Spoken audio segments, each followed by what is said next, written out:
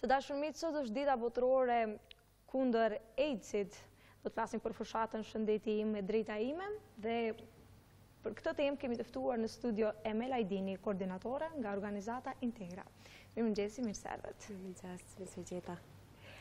Pra, sigurisht që sot do të ketë aktivitete të ndryshme që do të shënojnë në këtë ditë kundër këtij virusi HIV, kundër AIDS-it dhe si është gjendja aktuale në Kosovë? Filmisht kjo është dita botërore e AIDS-it. Ka për qëllim që dhe personat që jetojnë me AIDS me u përkroa dhe me ndjetë të barabartë në raport me të gjithë njerëzit pa dallim edhe përjashtim. Në Kosovë, rasti në vitin 2017, dhe më prej vitit 1986, kur është shfaqur për herë të parë rasti parë me virusin HIV në Kosovë, deri në 2017 janë në total 113 raste. Për dallim prej 2016 si kemi vetëm 2 raste të reja të infektuara, që ka shënu në raport me vitet e tjera një ullje, por prap mbetin sfida tjera që e përcjellin Kosovën edhe pse ka prevalencë të ulët në raport me virusin HIV. Çfarë elemente keni përdorur ju që të shënoni këtë ditë? Dita botërore e AIDS-it, organizata Integra në kuadër të programit të fondit global që menaxhohet prej CDF-s në Kosovë, është bashkangjitur fushatës ndërkombëtare Shëndeti me drejta ime, e cila ka për qëllim që me vu në pat të drejtën për shëndetësi, duke përfshirë dhe personat që jetojnë me HIV. Kjo nuk kupton që ata kanë të drejtë sikur çdo person tjetër pa dallim edhe përjashtim, me pas çështje në shëndetësi, me ofru trajtim i dur, me ofru mundësia ose hapësira që ata me marrë vendimet e tyre, edhe me marrë trajtimin e drejtë edhe të duhur. Globalisht, kjo është njëra prej sfidave ose fushave që edhe personat me virusin HIV atakojnë ose sfidojnë në çdo ditë, por në anën tjetër duhet me pas parasysh që është njëra prej drejtave themelore të njerëzit, drejta për drejtësi, që është edhe në konventën ndërkombëtare për drejtat ekonomike, sociale edhe kulturore. Po përveç kësaj është edhe njëra prej shtyllave kryesore të objektivave të zhvillimit të ndryshëm, që nëse se dojmë me jap fond epidemisë AIDS, duhet që gjithë njerëzit duke i përfshirë, po flas prapë me tekst veçantë personat që jetojnë me AIDS, me jap hapësirën dhe me jap të drejtën për shëndetësi. Ju përmes kësaj fushate sigurisht do të jepni edhe informacionet kryesore nëpërmjet fletushkave, çfarë do të jetë në temat kryesore që ju keni dashur të paraqisni për të prekurit, për në përgjithësi për gjithë të njerëzit? Po, ideja si vjet ka qenë që me i përdor disa elemente të cilat janë identifikuese për grupet ato që quhen popullata kyçe ose grupet e synuara në rrezikshmëri ndaj HIV-sit, duke përfshirë këtu gjilpërat sterile, është hapi ose ilaçe, testi i HIV-sit, janë çadra, këto janë disa elemente që identifikojnë popullatat e kyçe, siç janë personat që injektojnë droga injektuese, meshkujt që bëjnë seks me meshkujt, punëtorët e seksit komercial, personat që jetojnë me HIV.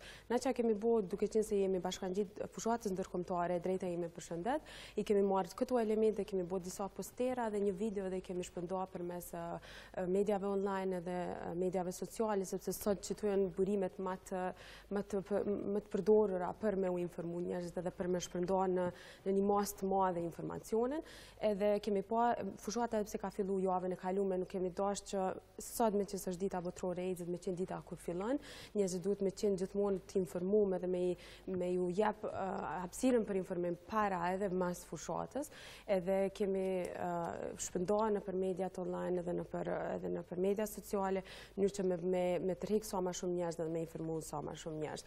Krejt këto janë bërë me qëllim që edhe me u informu më shumë, po si vjet, domethënë me që si bashkangjitemi fushatës ndërkombëtare drejta ime për shëndet, këto kanë qenë elementet të cilat i kemi përdor, edhe që kjo fushatë, posterat bashku me videon kanë me shku për një kohë në mënyrë që me tërheq sa më shumë njerëz.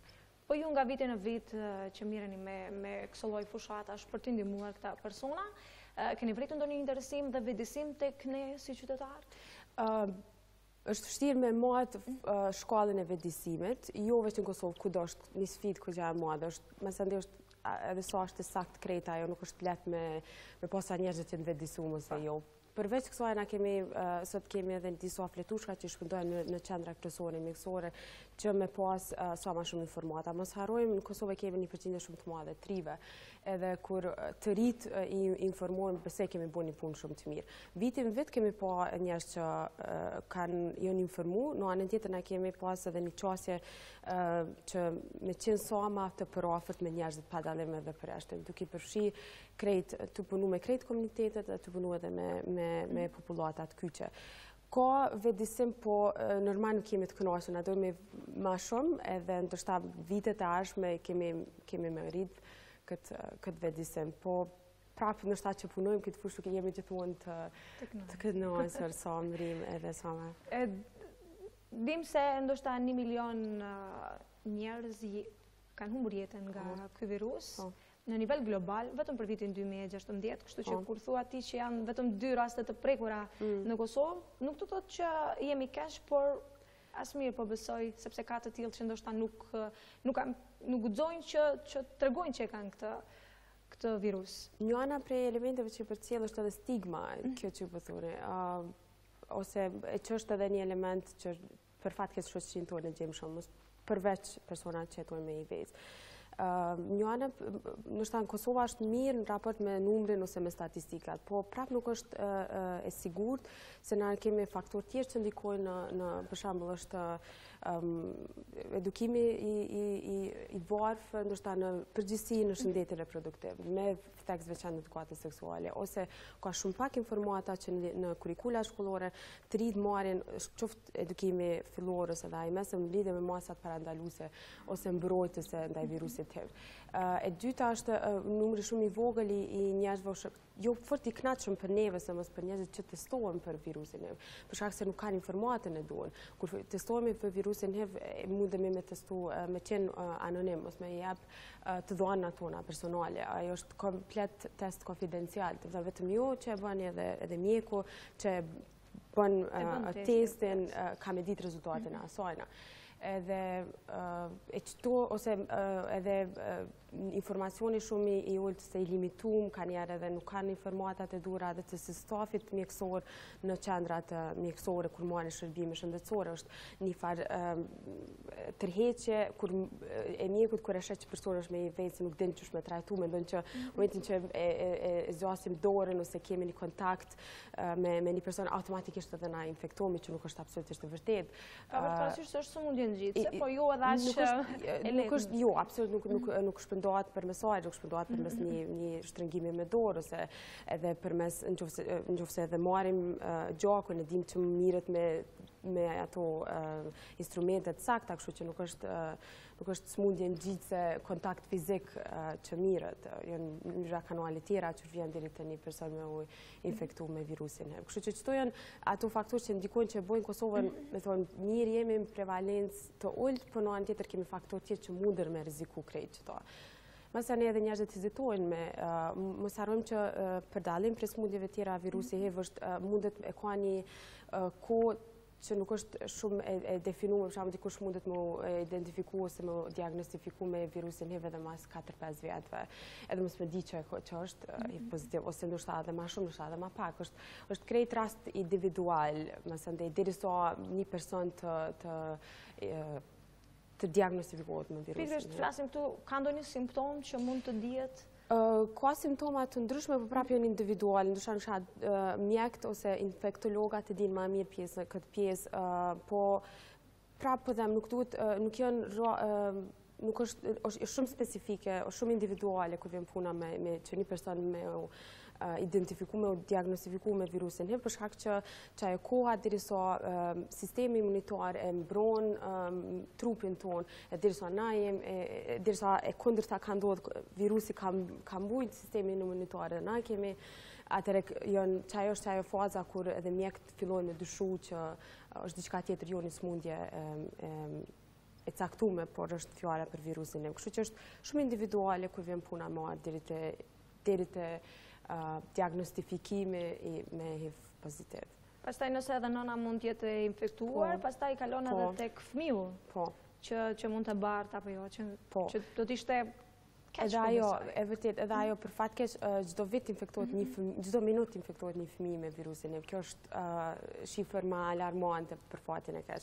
Te nënat rastet në botë është zhvilluar një vaksinë që nënat që janë HIV pozitiv munden me marr ato edhe fëmia me lind me HIV negativ. Po prap një numër i madh i fëmijëve që sot infektohen është infektuar dhe nëse nëna është HIV pozitiv.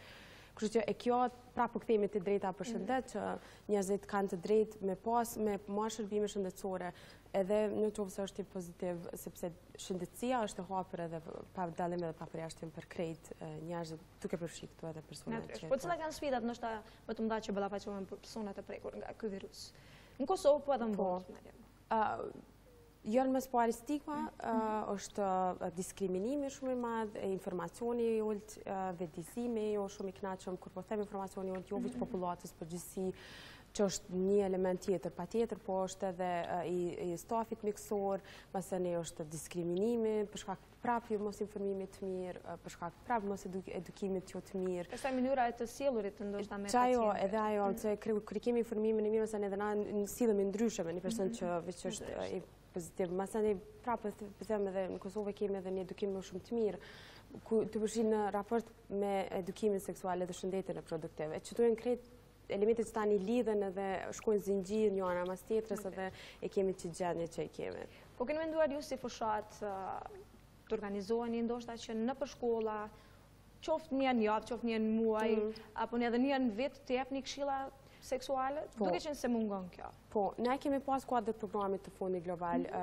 Deri para 2 viteve kemi pas i kemi quajtur info sessions, sesione informative në shkollat e mesme. Kemi targetuar shkollat e mesme duke mos e përfshi Prishtinën, për shkak që mënyra informacioni Prishtinës është lëviz më shumë për dallim prej qyteteve tjera që kanë pak më të limituar dhe kemi vrejtë që në shkollat e mesme kanë pas rast që fëmijët nuk ku vjen puna me mësu në bladën e biologjisë të shëndeti reproduktiv, edukata seksuale ose organet reproduktive në trupin e njerëzit, aty profesorat hezitojnë pjesën më të madhe të kohës që me shpjegu edhe me mësu. Dhe i kalojnë pastaj. I kalojnë pastaj edhe informacioni humbet, ajo nuk është pjesë që i transmetohet rive, ose ka shumë pak në literaturë që folet për masat mbrojtëse. Po flas jo vetëm në raport me virusin, po edhe për një marrëdhënie seksuale të mbrojtur. Njëri nëse nuk e ka që të informat në mënyrën e duhur edhe në formën që edukative, atëherë ai edhe ajo ka mëra prej informacionit të keq ose informacionit jo të duhur, edhe këtu automatikisht e kemi qatë pasigurinë e madhe që gjata 3 automatikisht kanë me mujtë me qenë të dezinformuar ose me pas përvojat të tyre që latë mësandej kanë me indiku njëtën e tëne. Po besoj që përqindja e numrit të prekurve më shumë anon tek fëmijët, po besoj, tek ta të rinjt. Në raport në gjinor, po, është mosha e re që ka dikun 25 dhe 35 që janë pjesa më e madhe, po prapë është edhe një tjetër moshë që është e targetuar ose cilët janë diagnostifikuar persona me HIV, që është 35-45, po të trit nështë është ma shumë të që mungesa, praktikat e ndryshme, po mungesa informimit është një san shumë e rëndësi kur flasim për trit. Emel, a ka fund kjo smundje? Fytje vështirë. Duket e rrezikshme si smundje dhe është vdekjeprurse. E vërtet. Sado që munduemi që të mos e pranojmë, por... Po, e kemi, globalisht është vu një qëllim që deri në 2030 me jep fund e epidemisë AIDS, po sa kemi me mri ato është prapë një pikpyetje në vetë, nëse fokusohemi krejt globalisht me jep punën tonë dhe me fokusu që me jep fundën, besoj kish më ardhur deri te fundi. Po, për shembull, po është dje një video që dikur 17 milion njerëz në botë janë pa qasje në shëndetësi të personave që jetojnë, nuk kanë terapi këta persona. Kështu që kjo është masandej ana tjetër e medaljes që 2030 mundet me kone është edhe ma pak se 15 vjetë e ashme, po nëse angazhomi globalisht, mendoj që po prap është sfide madhe.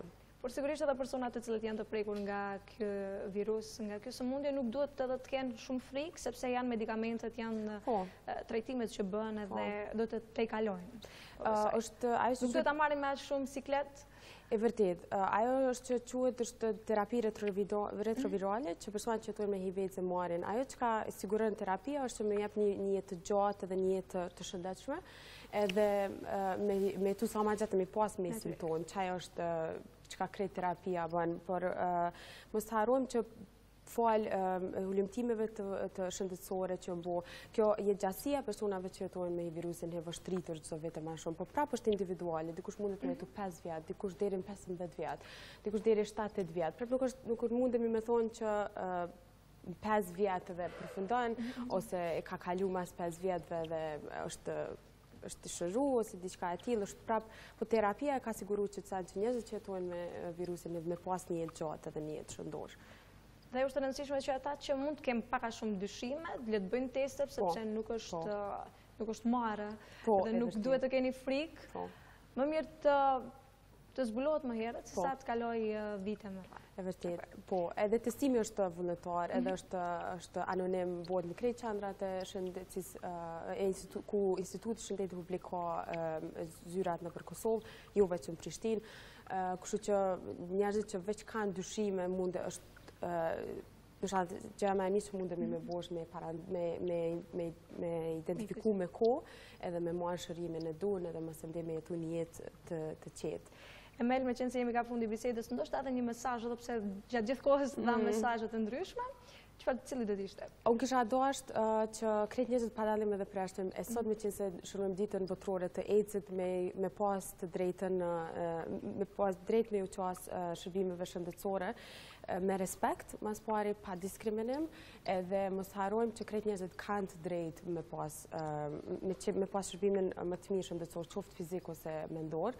Edhe këto atja japim këtë drejtë, duhet patjetër përveç që është e garantuar edhe me ligj edhe me drejtën, me Konventin Ndërkombëtar të drejtave të njerëzit, me qenë elementi i parë që qoftë staf mjekësor ose qytetari i Kosovës me pas parasysh që kemi drejtën për shëndetësi kushdo kur jemi, edhe kur kemi nevojë.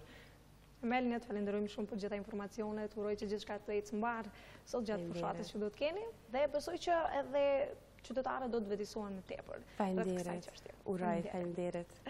Të dashur miq, në vazhdim do të shfutemi për pak nga studio programit të mëngjesit derisa të vijë koha të ndiqni edhe edicionin e dytë informativ. Qëndroni me ne.